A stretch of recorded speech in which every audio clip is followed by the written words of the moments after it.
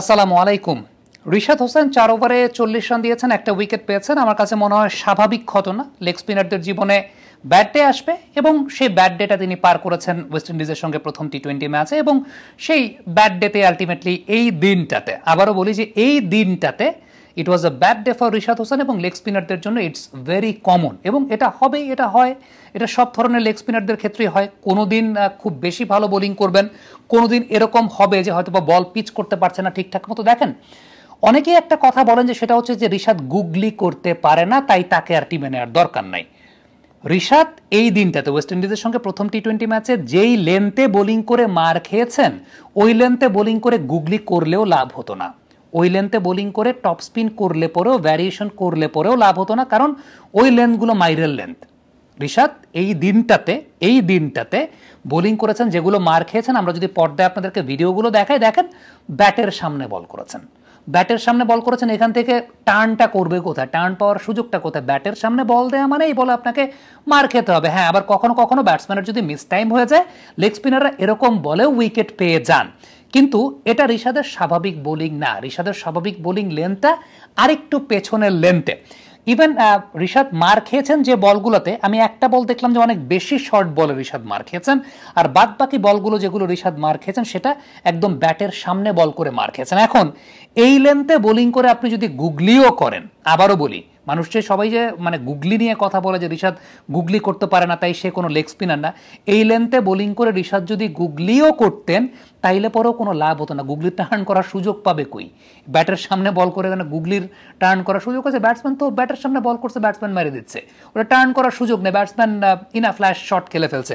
আর যখন অনেক বেশি পিছনে শর্ট অফ লেন্থের বল, আপনি গুগলি করেন, টপ স্পিন করেন, যা মন চায় তাই করেন, কোনো কিছুতে লাভ নেই, কোনো কিছুতে মাপ নেই, ওটা মায়ের আপনাকে খেতে হবে।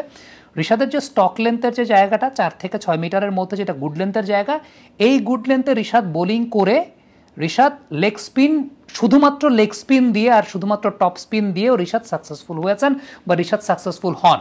এখন তিনি এশিয়া কাপের মঞ্চে সাকসেসফুল হন নাই। এশিয়া কাপের মঞ্চে লাস্টের যে 2টা ম্যাচ তিনি খেলেছেন, ওই 2টা ম্যাচে তো রিশাদ বাংলাদেশের পক্ষেই একদম গেম চেঞ্জার ছিলেন। ইন্ডিয়ার সঙ্গে ম্যাচও আমরা দেখতে পেয়েছি ভালো পারফর্ম করেছেন, পাকিস্তানের সঙ্গে ম্যাচে তিনি ভালো পারফর্ম করেছেন।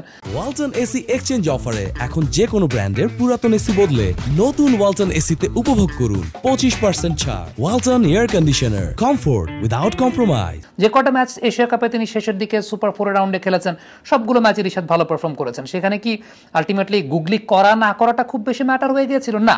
হ্যাঁ, অবশ্যই ওই যে যখন হার্ড লেন্থে বোলিং করছেন বা গুড লেন্থে বোলিং করছেন, লেগ স্পিনার সঙ্গে যখন গুগলিটা আরও বেশি কনফিডেন্ট ওয়েতে রিশাদ করতে পারবেন, রিশাদ আরও ভালো বোলার হবেন, রিশাদ আরও ভয়ঙ্কর বোলার হবেন, রশিদ খানদের মতো রিশাদ বোলিং করবেন। সেই জায়গাটা আমরা এক্সপেক্ট করি। এখন রিশাদ সেটাকে নতুন ডেভেলপ করছে। আমাদের যে কালচার, আমাদের দেশের কালচার কিন্তু লেগ স্পিনের জন্য রিচ কালচার না। সেই জায়গাটাতে রিশাদের মতো একজনকে আমরা পেয়েছি, একেই আমাদের পেট্রোনাইজ করতে হবে, একেই আমাদের ইনভেস্ট করতে হবে। এবং রিশাদ গুগলিটাকে ডেভেলপ করছে, এটা এখনও রিশাদ ওইরকমভাবে কনফিডেন্ট না যে নিয়মিতভাবে রিশাদ সেটা করবে। সো আলটিমেটলি যেভাবে রিশাদ আগাচ্ছে আমার কাছে মনে হয় যে সেটাই গুড। প্রথম ম্যাচটাতে যে প্রবলেমটা আমার কাছে ব্যক্তিগতভাবে মনে হয়েছে, রিশাদের লেন্থ ম্যানেজমেন্টটা ওয়াজ নট প্রপার। যে লেন্থ ম্যানেজমেন্টে রিশাদ বোলিং করেছে, ওই লেন্থ ম্যানেজমেন্টে গুগলি করলেও কোনো লাভ নাই। এটা একদম ব্যাটের সামনে, আপনি পর্দায় খেয়াল করেই দেখেছেন, আমি যে ভিডিওগুলো প্লে করেছি সেই ভিডিওগুলোতে সেটাই আছে। সো হোপ যে রিশাদ নেক্সট ম্যাচে তিনি তার পারফেক্ট লেন্থ খুঁজে পাবেন এবং এরকম ব্যাট ডে বোলারদের ক্ষেত্রে আসে। এই লেন্থে বোলিং করে মিরপুরেও যদি বোলিং করতেন বা একদম খুব স্পিন ফ্রেন্ডলি কন্ডিশনে বোলিং করলেও, এই লেন্থে বোলিং করলে একজন স্পিনার আসলে মাইরই খাবেন।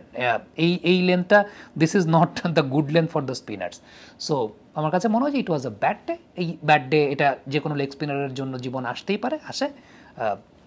এটা যতটা বেশি রিডিউস করা যায় ততটাই বেশি তার জন্য অনেক বেশি মাত্রায় উপকারী। কমেন্ট বক্সে আপনাদের মন্তব্য, মতামত জানতে চাই।